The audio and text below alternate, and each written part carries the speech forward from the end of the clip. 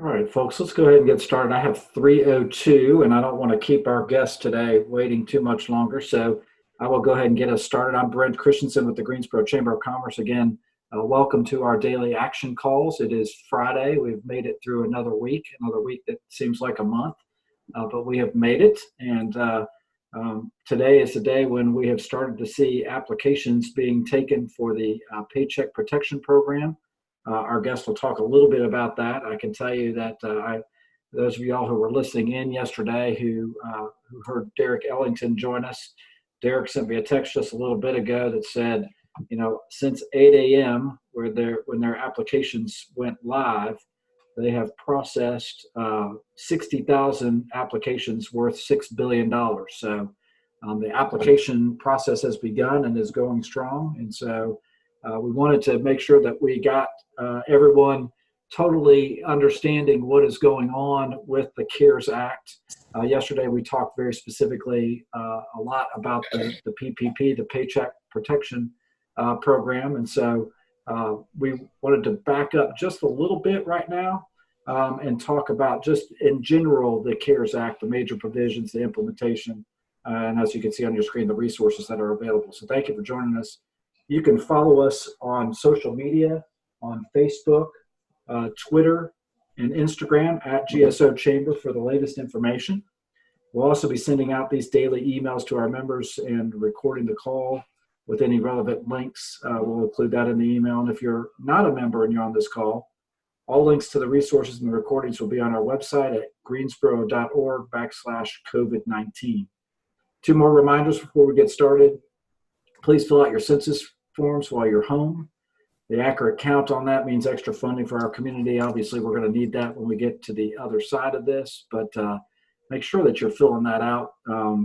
Very, very important in terms of representation and a number of other federal programs that utilize that census data to dole out, whether it be a voting situation, whether it be a resource situation, that sort of thing. So we want to make sure that you're filling that out as well. And then, of course, as always, give blood. We're hearing from our hospitals that there is an urgent need for blood. That's always the case, even more so in a situation like this. So please go out and do that when you get a chance. It is my honor and pleasure to be joined today by Brince Manning of the U.S. Chamber of Commerce. He is the manager for the Southeast region for the U.S. Chamber of Commerce. He supports the congressional and public affairs for 8 Southeastern states: Alabama, Florida, Georgia, Mississippi, North Carolina, South Carolina, Tennessee, and Virginia.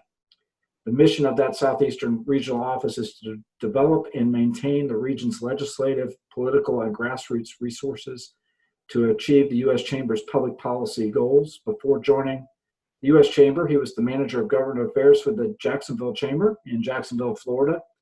And he's also a University of North Georgia alumnus, and he lives in Atlanta currently. The U.S. Chamber's been involved since day one on the COVID-19 response at the federal level. The resources that are being provided were very instrumental in the CARES Act, and so it's my pleasure to welcome Brince. We've got a Brent and we've got a Brince, so we'll try not to confuse everything, but Brince, I've just unmuted you. Welcome to the call. We appreciate you being with us. Thank you so much, Brent, and thank you all to all your members that are here. I know this is an uneasy time for business owners, and uncertainty and a high level of anxiety. So I appreciate you being here, and hopefully I know you guys know a little bit about the CARES Act, but hopefully I can shed some more light on it as well.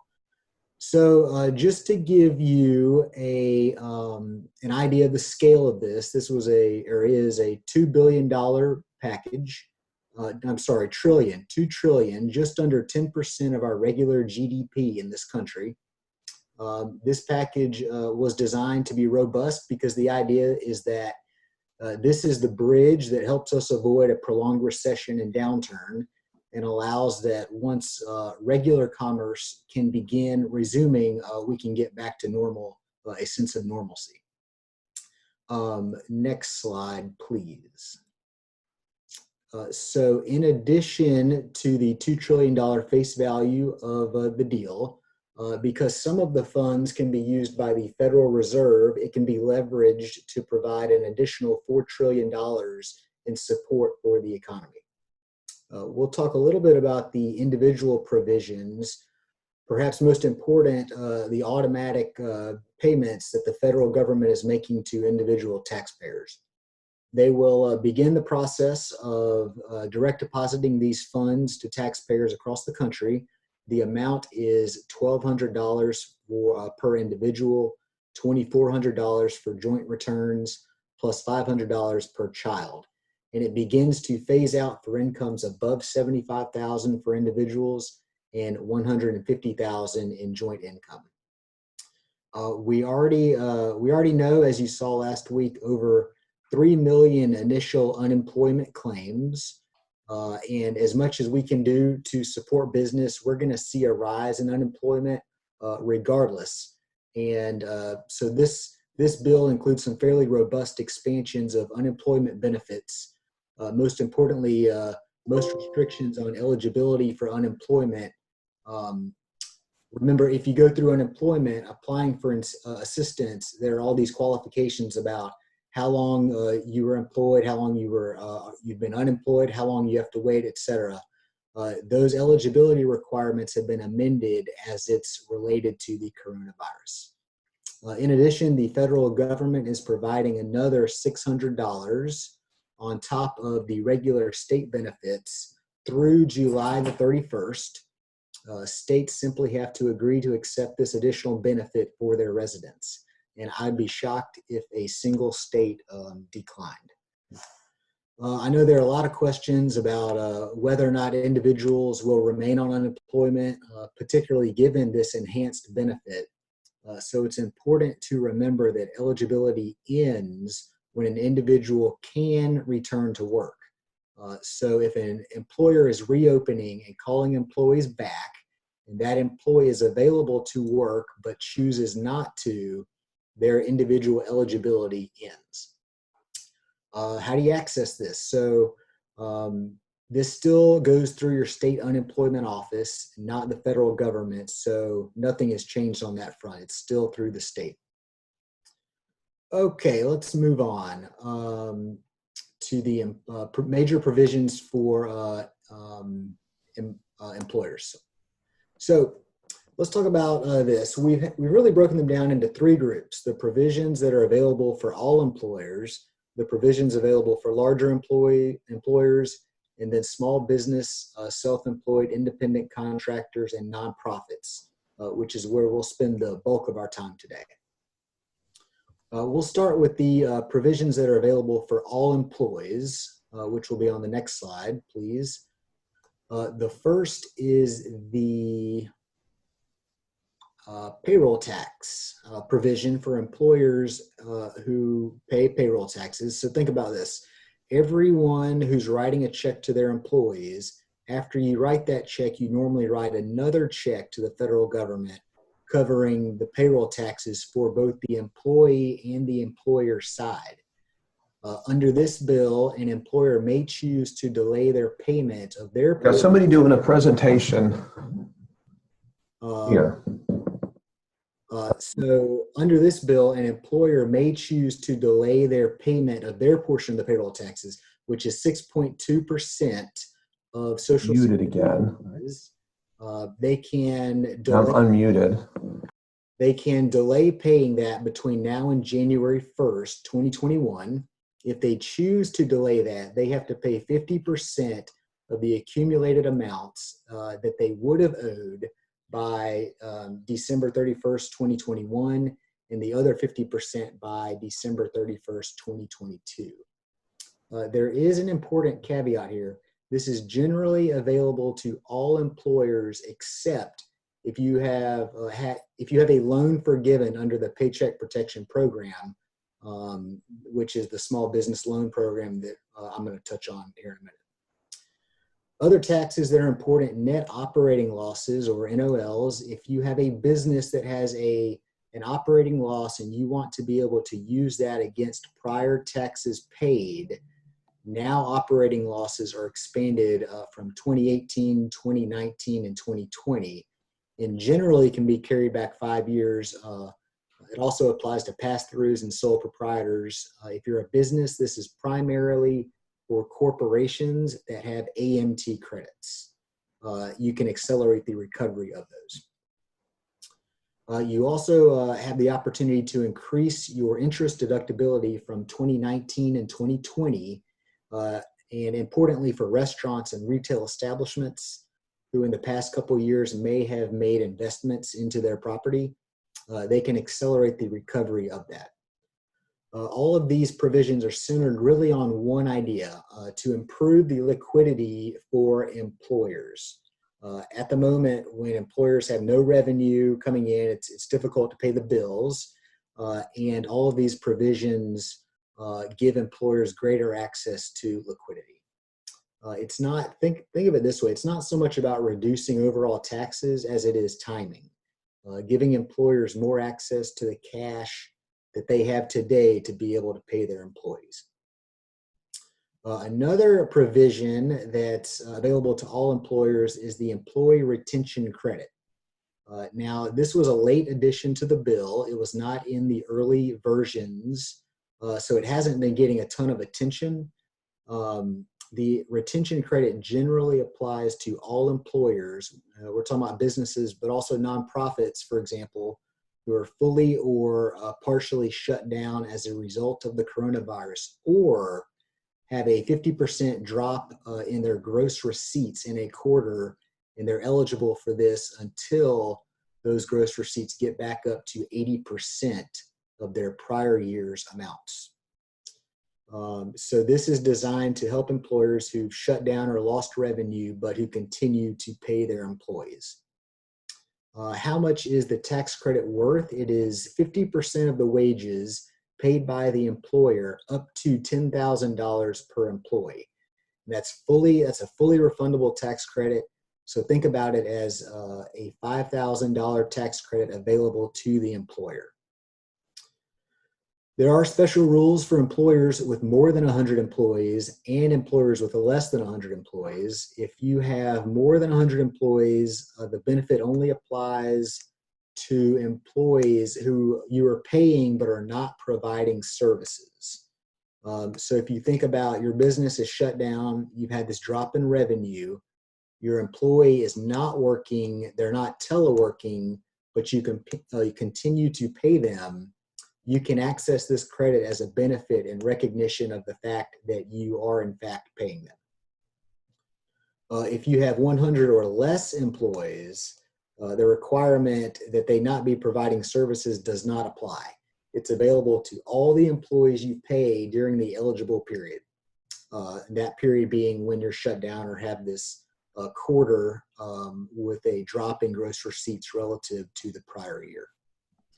Importantly, again, here the Paycheck Protection Program, that small business loan grant program, if you receive one of those loans, because it can be converted into a grant, you cannot take advantage of the Employee Retention Credit. We understand that employers may have cash flow problems, and one of the things for employers who take advantage of this is we expect the Treasury Department will be providing guidance, in fact they did late last night, that will allow employers to get an advance on the payment of this credit, which will help employers pay employees today.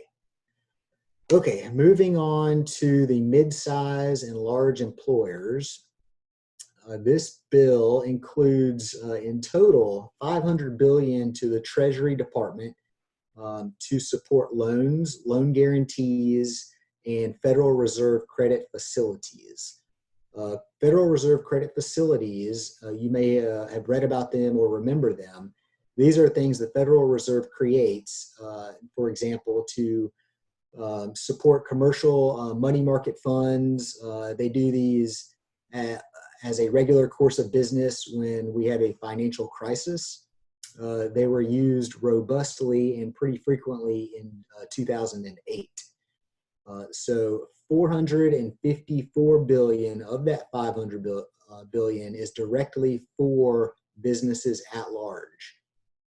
There are special programs in there for the airline industry and critical national security businesses that make up the remaining $46 billion.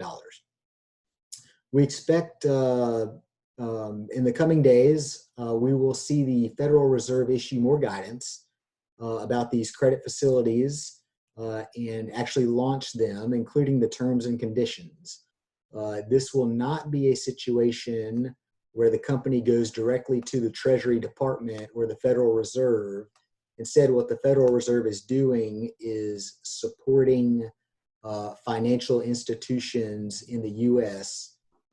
For them to be able to make more loans available.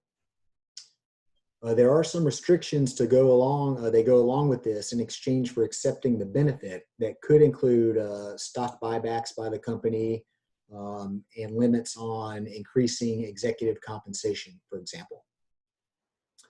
Okay, now on to small businesses, self-employed, independent contractors, and nonprofits. I understand y'all talked about this a little yesterday, so I apologize for repeating some of it, but this is the provision that's getting the most attention in the entire now law. It's $349 billion in small business loans for small businesses that are generally defined as employers with less than 500 employees, 501c3s, the self-employed, sole proprietors, and independent contractors. A way of thinking about this, if your business is generally qualified for an SBA program, you're going to qualify for this one as well. In addition to that, some employers who would not qualify have been added to the list, including, for example, independent contractors and self-employed.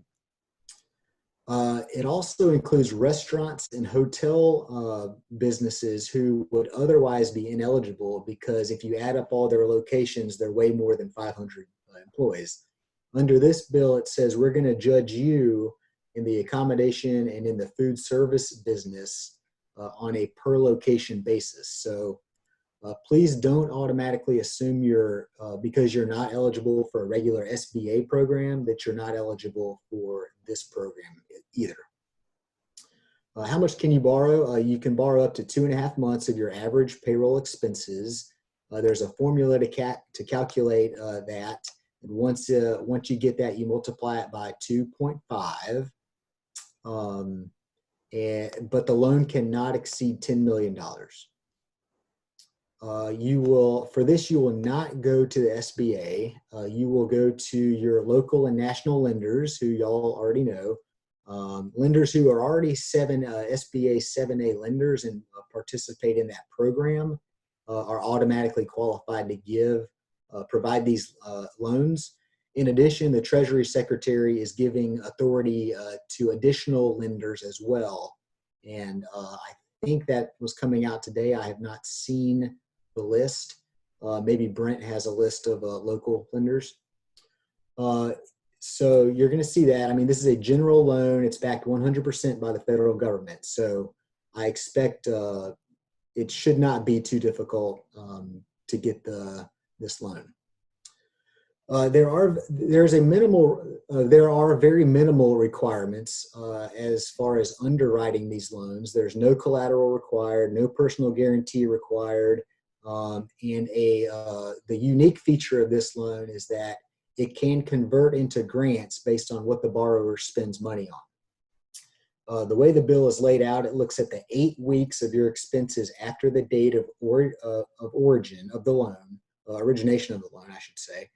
And you get to tally up everything that you spent on payroll, that you spent on rent for the business, interest on mortgages tied to the business, utilities, all that, and you can get dollar for dollar forgiveness of the loan up to that amount.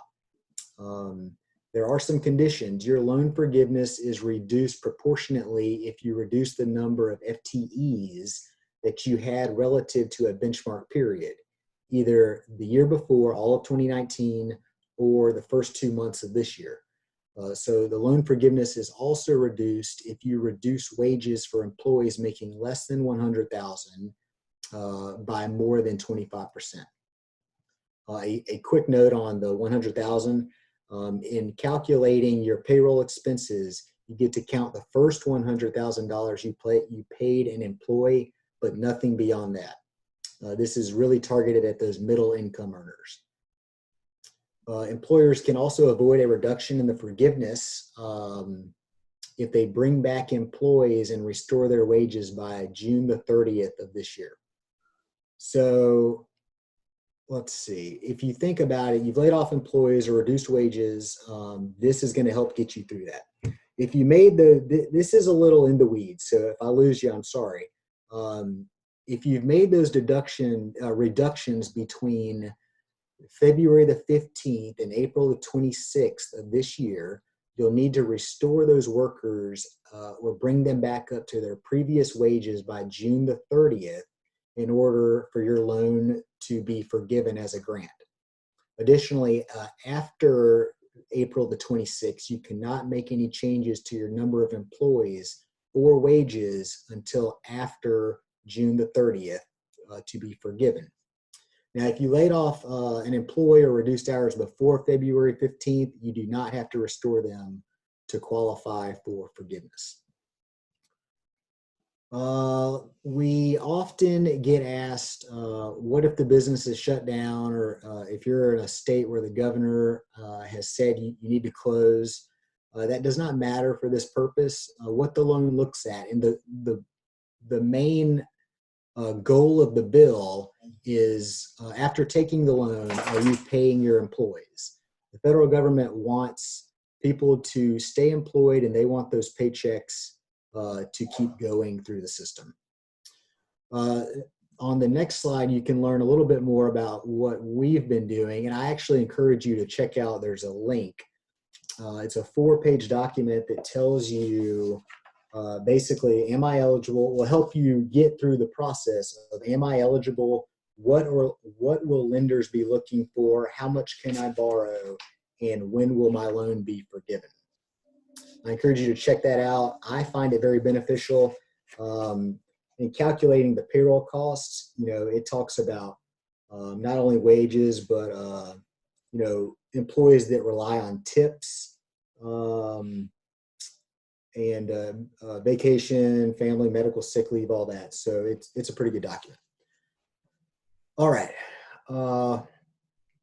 Another provision that is available to small businesses, and you probably all know about it, also self-employed independent contractors and nonprofits, is the SBA's Economic Injury Disaster Loans, also known as EIDL loans. EIDL loans have been around for decades.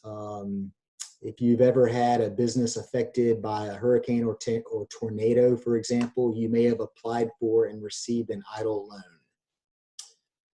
Small businesses and nonprofits, including faith-based, are eligible. No restrictions on the type of nonprofit. It's any entity that is a nonprofit that has fewer than 500 employees. And again, it also includes sole proprietors and independent contractors. This loan is an actual loan. It does not, in general, convert to a grant. You can borrow up to $2 million in working capital that is to be repaid over 30 years, and you can see the interest rates there. If you take out this loan, payments are deferred for up to a year, so you don't have to immediately start paying on this loan. They've made it easier for individual businesses to apply. Your loan is going to be based on your credit score. You don't have to immediately produce tax returns. You can get up to $200,000 without a personal guarantee. No collateral is required for $25,000 or less. Beyond that, there are general security interests. Sometimes it's secured with real estate, although they are trying to move away from real estate in this particular instance. This is an important feature that's brand new as a result of the CARES Act. If you're applying for an EIDL loan, one of these injury disaster loans, you can request that you be provided an emergency grant, which they have to provide within 3 days. And I know there's some questions out there about that. I'll touch on that later if anybody does have a question. They have to provide within 3 days of up to $10,000. The bill details what you may use the grant for, but there's really no requirement. This $10,000 grant does not have to be repaid, even if you're denied the loan. So if you apply for the loan, you request the emergency grant, you get the emergency grant, and then you're denied the loan, you do not have to pay back that $10,000. It's essentially a small business, an emergency grant for small businesses. There are some important interactions with the Paycheck Protection Program that we just talked about. Importantly, for example, if you end up with both, and you generally would end up with both because you already had received the EIDL loan, and maybe now that the Paycheck Protection laws are being set up, and you're applying for that now, you can roll those together, but you can't get double forgiveness. On the $10,000, the $10,000 would come off the Paycheck Protection Program's forgiveness. So there are some requirements with respect to the Paycheck Protection loans that you can't double dip as well. You cannot take out two loans to pay the same bills. If you're thinking about both of these, you're going to want to think through those restrictions. Don't assume that you can do all these programs and just stack them up. What they have done is make the Paycheck Protection Program by far the most favorable, and then tacked on to other programs that don't avail themselves to the Paycheck Protection loan, including this EIDL loan. And to apply for this, you would go to your local bank. Oh, no, I'm sorry. You would not go to your local bank. This is SBA only. You go to sba.gov. This is one where chambers and 501c6s, I believe, can apply for. I know there's a little confusion right now. We're checking on that. But I know chambers are not open for the Paycheck Protection Program. I do believe they will in the end be open for this. Chambers can also real quick receive the employee retention credit, but they have to be substantially shut down or that reduction in revenue relative to the prior period. So you'll want to think through that with the folks that do your taxes. Okay, on to paid sick leave. Now, with respect to small businesses, there are some provisions we've received a lot of questions about that don't come from the CARES Act. They come from the Families First Act, the prior bill, often called the Phase 2 bill. What the Phase 2 bill included was a requirement that employers with less than 500 employees provide paid sick leave, 10 days of paid sick leave to their employees if it's related to the coronavirus. Sick leave is obviously if you're ill, if you are quarantined, or if you need to take care of a family member who is quarantined, or if you're taking care of a child because of a school or daycare closure. Leave is paid at your regular rate. But it's for a maximum of $511 per day. Unless you're taking care of a family member, then it's at 2/3 the regular rate with a maximum of $200 per day. Importantly, the federal government will reimburse the employer 100% of these costs up to the daily maximum that you pay your employees. This is a refundable tax credit, and understanding that businesses often have liquidity problems as well, the Treasury Department is taking steps to allow businesses to request an advance on that refundable credit so that you can have the resources to pay your employees who are taking sick leave.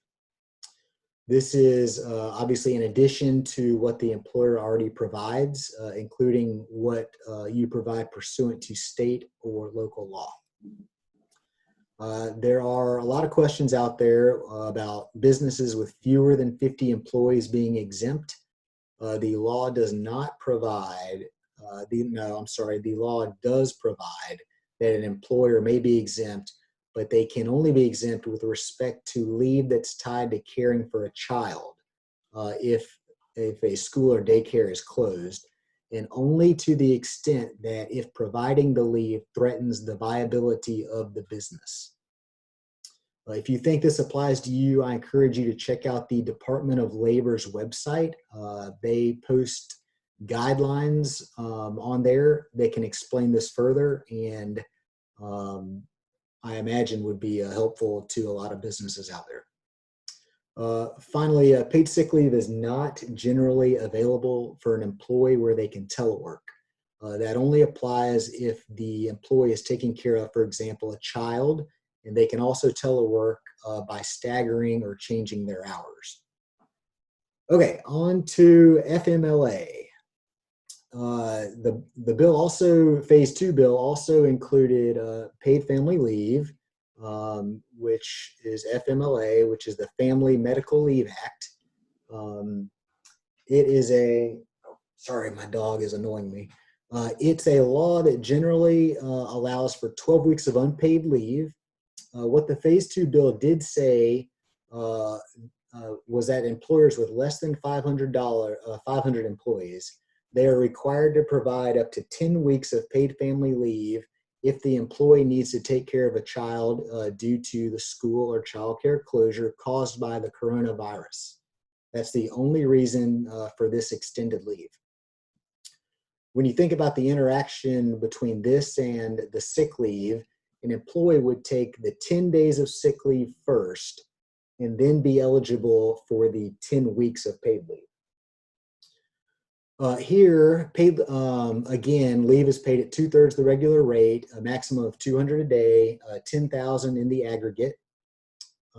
In addition to what you're already providing under state and local law. It's fully reimbursed in the same way by the federal government. If there are similar exemptions for employers with fewer than 50 employees, the same as paid sick leave, and it does not apply to an employee who can telework. And with that, I think the last slide is just about more information. The uschamber.com has bill summaries, other resources that are beneficial. We have this program called CO, which focuses on small business. It has survival guides, tips, and other things that could be beneficial. So I encourage you to check that out as well. And that is pretty much all I have, Brent. Brince, thank you. I appreciate it. That's a great overview for everyone, and probably for some on this call, a good refresher, because we've been talking about these programs as they have continued to evolve and emerge over the past couple of weeks. So I've got a few questions here. If you don't mind, we can just dive into, and I know that we're not going to hold you to being able to answer all of these questions, but I think we've got some good ones here. First of all, the first ones really talk about the money that's coming directly to individuals and how that calculation is made. Is the income based on your tax return from 2018 or from 19? I guess I'm assuming that it'd be 18, since 19s have not been filed yet, and we've been given more opportunity to do that by the federal government. Yeah, it's my understanding it's the most recent one that you have filed. So I filed mine in February. I assume they're going to go off of my 2019 return. But if you haven't filed it yet, there was an extension. If you haven't filed, the last one they would have is 2018. Gotcha. Yeah. So I'm assuming that it's just based on the record that they've got at the IRS at this point as to what your income would be. Yes, sir. Got an interesting one here. If an employee, as an employer of a one employee S corp, if you get the idle advance and get rejected for the SBA loan, can you still get the employee retention credit? Ooh, that is a good one. I have not had that question. Give me just a quick second. I think that you can. But let me double check. Okay.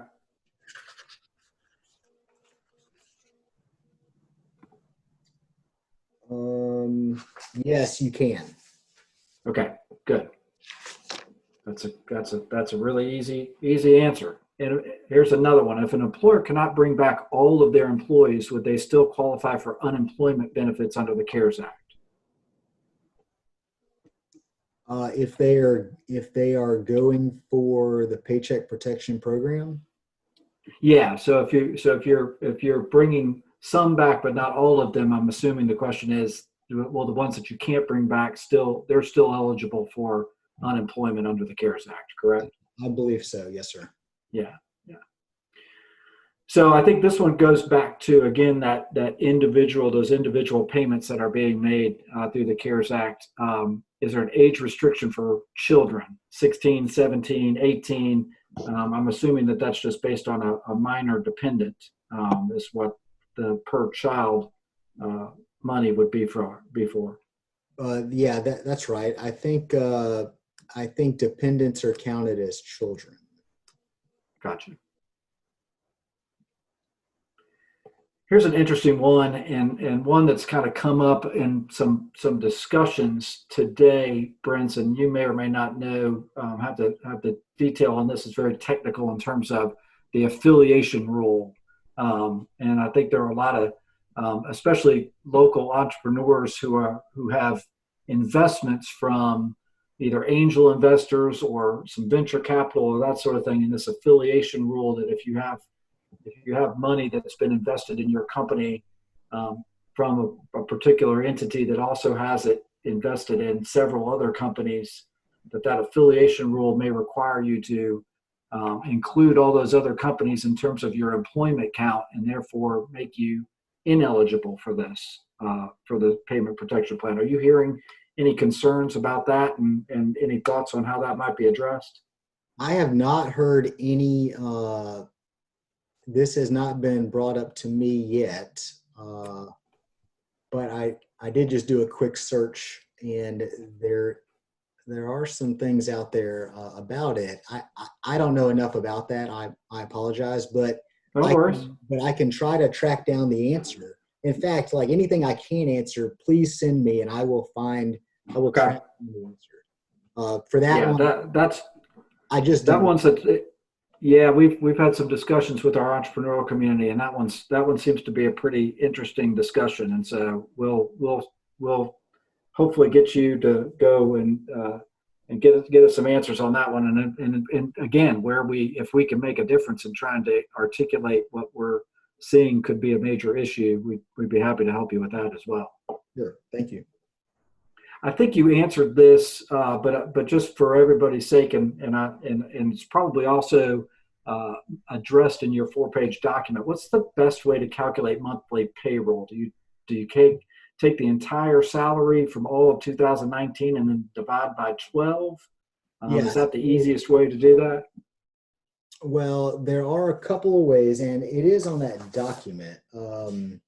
In fact, I have the Paycheck Protection Program application up, and I can send that to you to distribute. But That'd be great. In terms of the time frame, like all the different items to include, that is on that document. But in terms of the time frame of calculating that, the application says, for purposes of calculating average monthly payroll, most applicants will use the average monthly payroll for 2019, excluding costs over $100,000 for an employee. For seasonal businesses, the applicant may elect to use the average monthly payroll between February 15, 2019 and July 30th, 2019. And if it's a new business, you can use the first 2 months, January 1 of 20 to February 29th of 20, to figure that out. Okay. So they've taken into account various businesses and their age of their relative age versus new versus some that are older. Great. Yeah, and also if your business was closed down, I was talking to a group in Alabama. One of their businesses had shut down for a tornado for 4 months, so they were worried about that. But there are different ways to calculate that. Good. Is there any indication other than qualification of being a U.S. employee that foreign ownership would be a disqualification for any of these programs? I don't think it is. The only thing I know about that is that the employee must reside in the United States, their primary residence. As far as ownership, I can't say, honestly, I can't say 100%. I don't think that's a problem, but I will check on that and get back to you. Okay, super. Here's one that's interesting. If you're a franchisee for a franchise that's not on the SBA franchise directory, are you eligible for the PPP? That's a pretty technical question there. I'm not sure you might have the answer to that, but what is your thought on that?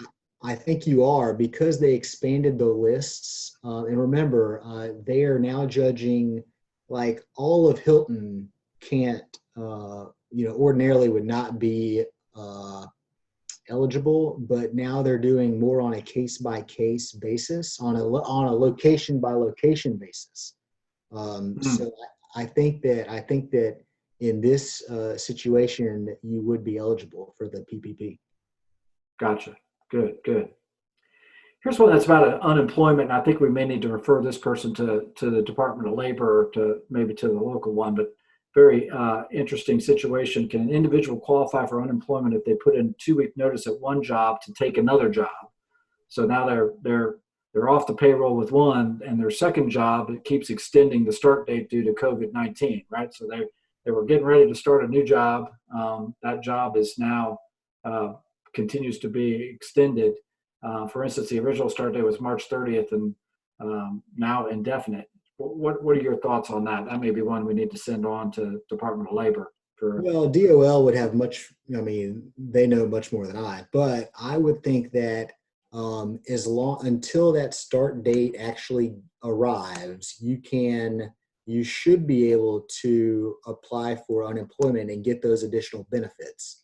Because remember, once the employer calls the employee in to start working, that's when those benefits end.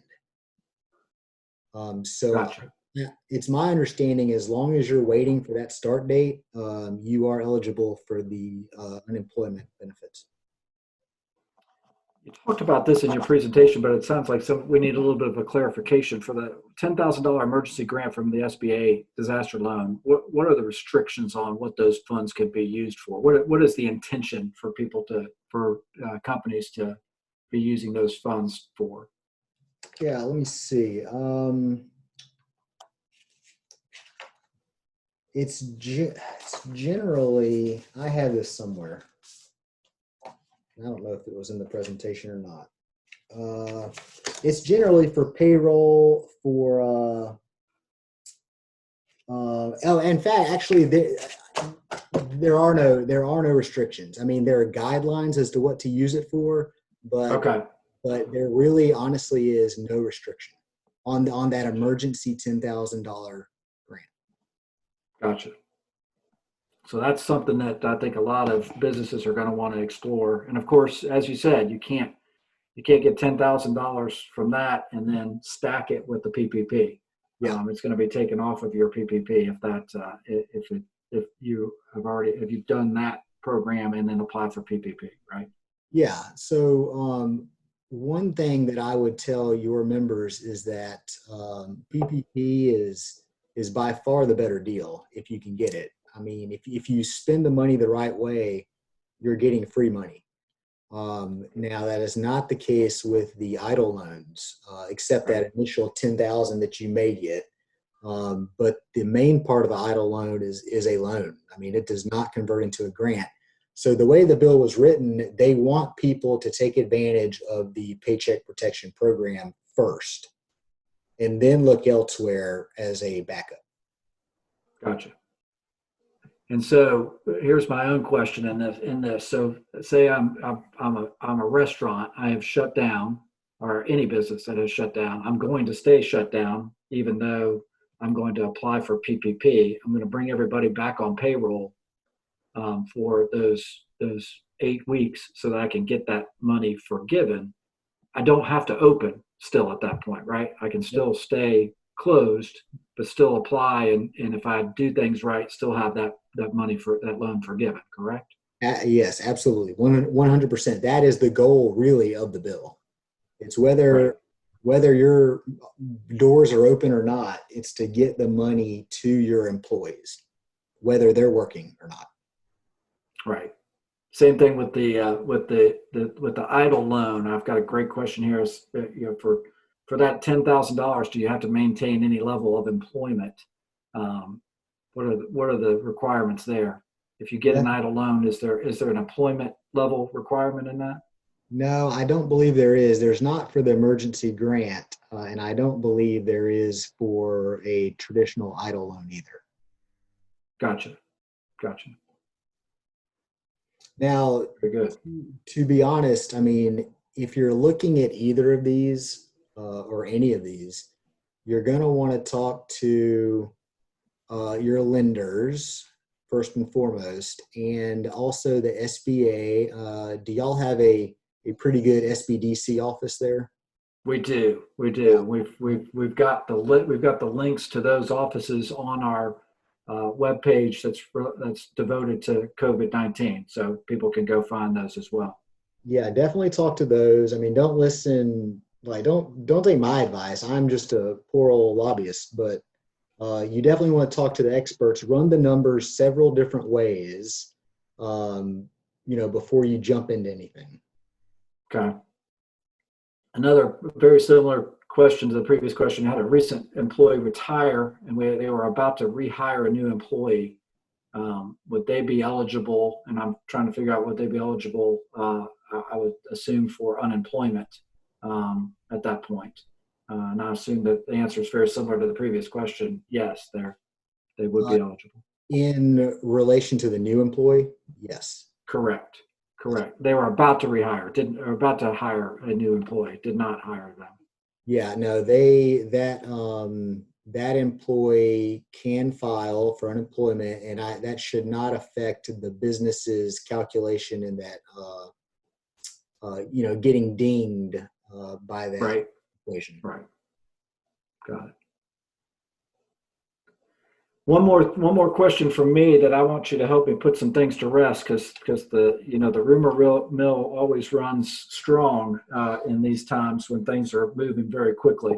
There was word on the street, or some big rumor going around, that hey, they're going to open up this portal for this $350 million worth of small business money, and it'll be gone by the end of the day, or it'll be gone by the end of Monday, or it'll be gone. It's going to get used up quick, so get in there fast.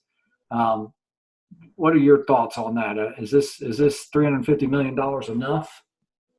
I think it is enough. So that they picked that amount for a reason. That is the average payroll costs over all of the United States small businesses over a 2-month period. So in fact, it may be over a quarter. But they have picked that number for a reason. It will not run out on Monday or today at 5. You do have some time, but if you want to go in there Wednesday to figure this out, there will still be money. Don't worry about that. And I think when we talked earlier, some of your advice to small business owners was similar to what we're talking about and everything with this pandemic is don't panic. Take some time. Make sure you're getting all of your paperwork together properly. Make sure that you're calculating things properly. That the better your application is when you go in, the easier the process is going to be. Is that the advice you're giving to folks at this point?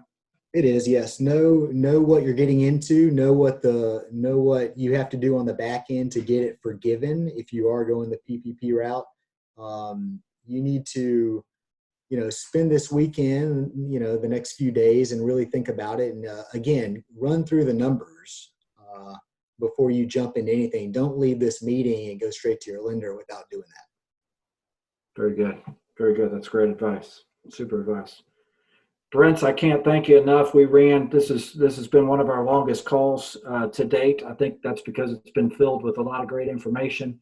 A lot of folks that for no fault of their own are just now coming to the table and saying, okay, I've gotten through that first kind of shock and awe portion of what we're going through.